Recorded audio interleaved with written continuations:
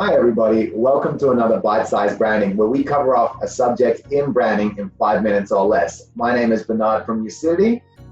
My name is Grant Tom, and I'm known as a head fire starter, which is a business growth specialist that just loves growing concepts and ideas to market fruition.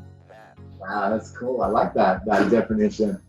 Grant, thank you as always for joining me on another one of these videos. Today, we've got a subject matter which I think is close to both our hearts, and that is, what is your brand voice? How do you create that voice for your brand? Well, one of the things that you got to realize, let's hit the clock here quickly. Yeah, I was about to say, did you just miss the timer? You jumped in too early. Enthusiasm, yeah?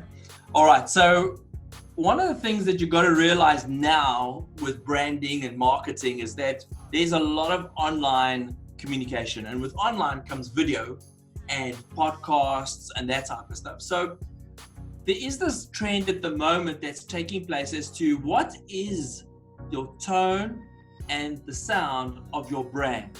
So therefore, it's a case of, does your brand have a voice? And what does it sound like? And when people hear it, correlate with it, get commanded by it, what is that sound? And that's quite an interesting space, because it is all in that recording, that digitizing, that consistency of message, where you're getting a tone that as soon as I hear it, I know what they are, because it's not about the visual means. In traditional teams, you used to have a TV ad that had a little sound, and you always knew the ad or the little jingle. It's now gone that step further. What is your brand voice? So what's your thoughts on something like that? Because what came to me as you were explaining the concept of the brand voice was actually the visuals that tangibly went along with the voice. But what also came to me as well was a conversation that I actually had yesterday for a friend of mine that's getting into the personal branding space. And they said, well, what strategy would you do for the personal branding space? And I said, well, essentially, it's very similar to creating a brand personality for a brand itself, right? You want to create a culture around it. And one thing that it tailored back to is that when you're creating a personal brand, it's about other brands that you want to associate with. So I made an example like, okay, let's say Reebok positions themselves as the family athlete brand, right? If you come out and you start using profanity and street language and stuff like that, well, that doesn't really resonate with Reebok's family brand. So if you wanted to associate from your brand personality to then create a collaboration with Reebok, well, that's not a very good start. You're very detached in that cultural pathway, right? So it was interesting as you were saying that, I was recalling this conversation, and it's exactly true. Like, how does your conversational style, how does your vocal style, how does your written style, number one, stay consistent across all the mediums? Number two, then resonate with the people that you want to connect with, whether that's another brand that you want to associate with, or whether that's the culture you want to form within your community of your customers and clients. So what's important is the fact that if your brand could speak and it had a personality, what would its tone of its voice be? And I think then once you know what that sound of that voice is, then it's a case of what is the message. And if the message, where's the value? Because at the end of the day, brands need to equate to value, because value is perception. And perception is how much are you prepared to pay for the value of that brand. And I think what's important is that when you build a platform or positioning, it is about consistency and repetition. It is about value and proposition. But at the end of the day, it is about how I receive it in order to say that I acknowledge it and I buy in and I want it. Question then. In sales, do you find that the right way to approach it is hard and fast, really energized, really energetic, or slow and steady in your tone and pace? You know what? It depends on the product and the service, because sometimes slow and steady wins the race better than fast and multiple times. So it all depends on the lifetime. So say, for example, you were doing a food special, then it has to be fast. But if it's a Mercedes-Benz, it's going to be long and slow.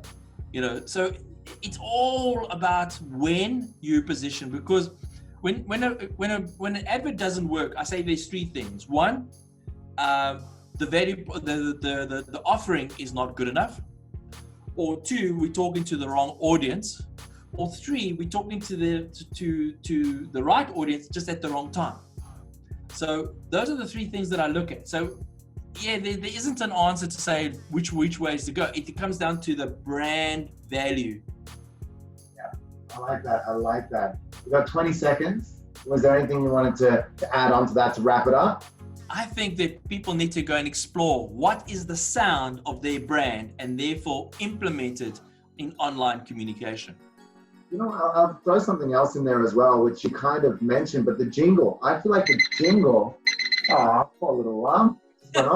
Here's our jingle. I feel like the jingle's been thrown away, and historically, when you look at the reaction from a good jingle that people do, you walk down the street and you're singing it, and you're like, damn that jingle, it's stuck in my head. And other people resonate with that. You all laugh about the fact that jingle would keep playing back again and again. I think the jingle got neglected. I think it's a fantastic way of creating community around the brand. I think jingles have been synonymous with marketing, and I do think that they need to be revived in a digital space. Yeah, I agree. Awesome. That was a very, very fun conversation. We went in a couple of different tangents. We talked about not only branding, but marketing, sales, and digital. So hopefully you guys got a ton of value out of that, a ton of insights, and you can look at your brand in a slightly different way now and think, okay, how does this resonate from the text to the voice to the sound of my brand, and how will customers connect with that? I think there's some really good thought starters in there.